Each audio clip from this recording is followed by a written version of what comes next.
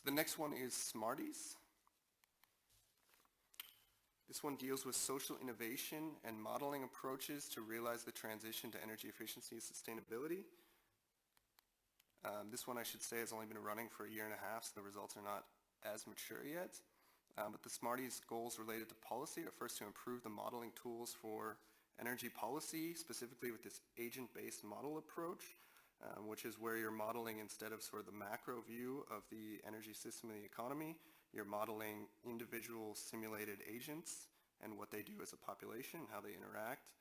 So this would be sort of a direct application of Mr. Seymour's earlier remark to put social sciences into energy system models, and there are some newer projects as well that are trying to integrate agent-based models with energy system models, as well as putting other social science insights into energy system models. Second, the question is, why have some local social innovations in energy worked so well? SMARTEES looks at 5 here. One is city mobility plans, renewable energy islands, district regeneration, super blocks in cities. This is where you close down certain roads and make a square instead of having through traffic. And then energy efficiency against fuel poverty. And the question is, can these practices be transferred to other regions? And this is one of the questions that we want to answer with these agent-based models to some extent. Some success factors of local social innovation identified so far in the project are to have a proactive public administration at the local level, to have a participatory process, which we've mentioned before, and extend these mechanisms for inclusive decision making. So this has been shown to actually work in getting these local social innovations into practice. Also, knowledge sharing between communities and also within communities. The knowledge sharing between communities is a big part of SMARTEES. We bring together those who have successfully done social innovations with those who are interested in that type of social innovation. And then the next one is fostering local identity. So how can this social innovation go into creating actually an identity for the people who are taking part in it? So social innovation is a necessary complement to technological progress.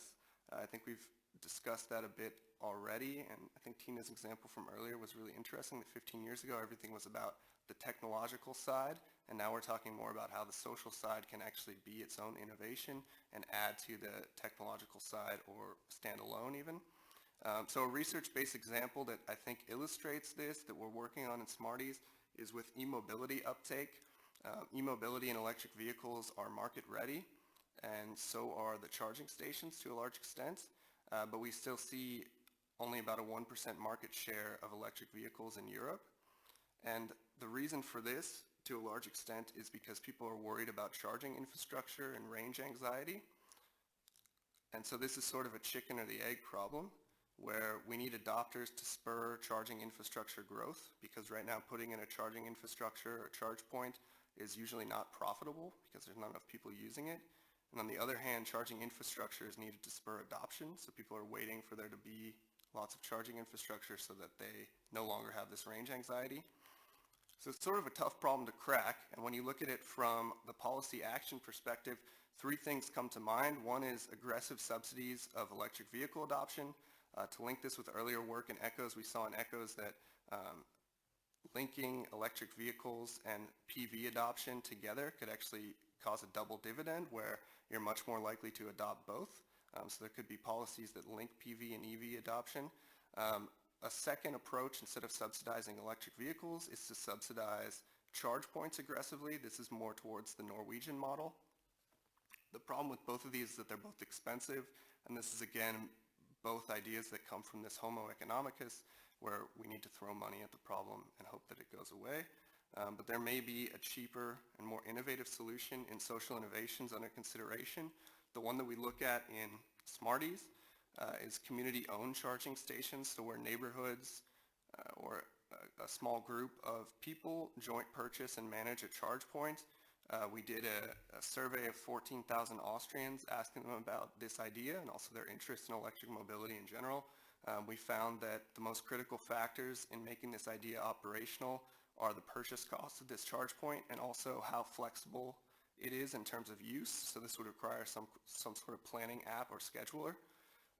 Luckily, there's another project called the Crowdstrom project, which we're not a part of, but it happened in a German regional project. Really interesting thing that they did is they essentially made an Uber app for charge stations, which is another version of a social innovation.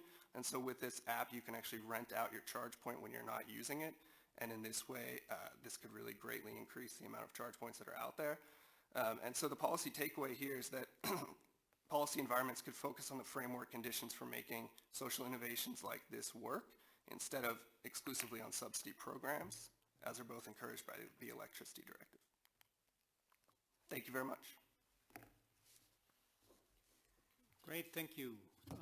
Any questions?